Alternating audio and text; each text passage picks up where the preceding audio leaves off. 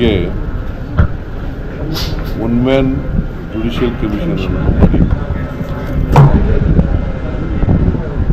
ಅವರು ಇವತ್ತು ವರದಿಯನ್ನು ಕೊಟ್ಟಿದ್ದಾರೆ. 2 ವಾಲ್ಯೂಮ್ಗಳಲ್ಲಿ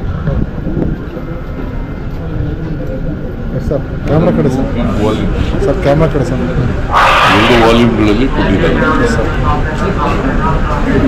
ನಾನು ಪೂರ್ಣ ಓದಕ್ಕಾಗಿಲ್ಲ.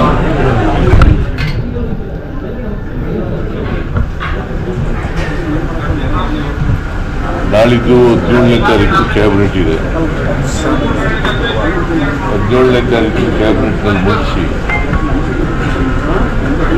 ಮೀನ್ ವೈಲ್ ಅಲ್ಲಿ ಏನೇನು ಫೈಂಡಿಂಗ್ಸ್ ಇದೆ, ಶಿಫಾರಸುಗಳಿದ್ದಾವೆ ಅದನ್ನೆಲ್ಲ ನೋಡಿ ಕ್ಯಾಬಿನೆಟ್ನಲ್ಲಿ ಚರ್ಚೆ ಮಾಡಿ ತೀರ್ಮಾನ ತಗೊಂಡಿದೆ. ರೆಕಮೆಂಡೇಶನ್ ಬಗ್ಗೆ మేము ಚರ್ಚೆ ಹೇಳಿದ್ರು ಸರ್. ರೆಕಮೆಂಡೇಶನ್ಸ್ ಫ್ಯಾಕ್ಟ್ ಫೈಂಡಿಂಗ್ಸ್ ಬಗ್ಗೆ ಸಮ್ಮರಿ ರೆಕಮೆಂಡೇಶನ್ ಫ್ಯಾಕ್ಟ್ ಫೈಂಡಿಂಗ್ ಬಗ್ಗೆ ಹೇಳಿದ್ರು ಸರ್.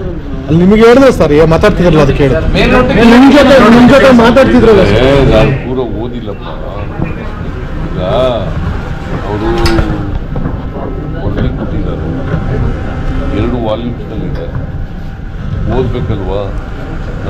ಏನು ಫೈಂಡಿಂಗ್ಸ್ ಕೊಟ್ಟಿದ್ದಾರೆ, ಏನು ಶಿಫಾರಸು ಮಾಡಿದ್ದಾರೆ ಎಲ್ಲ ಓದಬೇಕು.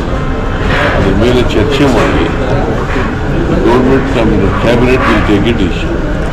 ಸರ್ ಈಗ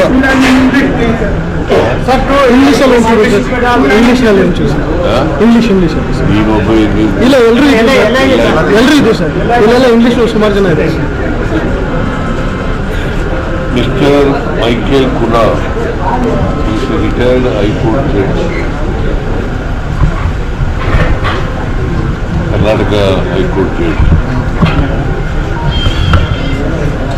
He submitted a report today to me and the Chief Secretary also.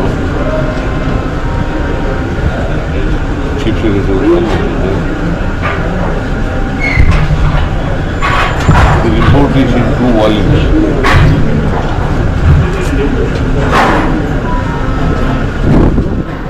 This is regarding map freedom recently took place near the Karnataka Cricket Stadium. Karnataka Cricket Association Stadium. 11 people have died due to the stampede. I appointed one-man commission to inquire into the matter and to give the report. Accordingly, Mr. Kuna has submitted the report today. I have yet to go through the report. It will be placed before the cabinet, next cabinet, discussed in detail, and whatever findings Kuna made, commission made, and the recommendations made by the commission, we will discuss all these things and cabinet will take a decision. Sir ಈಗ police ಅಧಿಕಾರಿಗಳು suspend ಮಾಡಿಸಲ್ಪಡಂತೆ CIT ಅವರು ಸರ್ಕಾರ ತೆಗೆದುಕೊಂಡು ತೀರ್ಮಾನಕ್ಕೆ ಅವರು ವಿರುದ್ಧವಾಗಿ ಆದೇಶ ಕೊಟ್ಟಿದ್ದಾರೆ. ಕ್ಯಾಟ್ನವರು ಈಗ ಪೊಲೀಸ್ ಅಧಿಕಾರಿಗಳ ಫೈಲು ಅಂತ ಹೇಳ್ಬಿಟ್ಟು ನೀವು ಸರ್ಕಾರ ಡಿಸಿಷನ್ ತಗೊಂಡು ಸಸ್ಪೆಂಡ್ ಮಾಡಿದಿರಿ. ಅದಕ್ಕೆ ತದ್ವಿರುದ್ಧವಾಗಿ ಜಡ್ಜ್ಮೆಂಟ್ ಕೊಟ್ಟಿದ್ದಾರೆ. ಈ ಒಂದು ವರದಿಯಲ್ಲಿ ಅದ್ರ ಬಗ್ಗೆ ಮಾಹಿತಿ ಇರುತ್ತೆ ಸರ್, ಅಥವಾ ವರದಿ ನಂತರ ಸಸ್ಪೆಂಡ್ ಅನ್ನು ರಿವೋಕ್ ಮಾಡ್ತೀರಾ?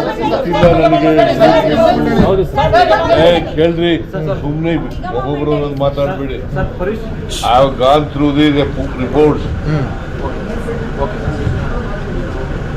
I will go through the reports. The cabinet meeting is called on 17th 15th of this month. Sir ಇದು ಕ್ಲಿಯರ್ ಇದೆ ನಿಗಮ ಮಂಡಳಿ Hey, ಇರೋ ಒಂದು ನಿಮಿಷ ಅದು ಮುಗಿಸ್ಲಿ ಇರೋ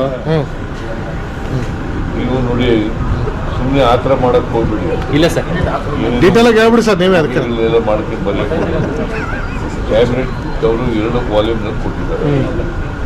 ಎರಡು ವಾಲ್ಯೂಮ್ನಲ್ಲಿ ಓದ್ಬೇಕಲ್ವಾ? ನೆಕ್ಸ್ಟ್ ಕ್ಯಾಬಿನೆಟ್ ಮುಂದೆ ತಗೊಬಂದು ಡಿಸ್ಕಸ್ ಮಾಡಿ ಟೇಕ್ ಇಟ್.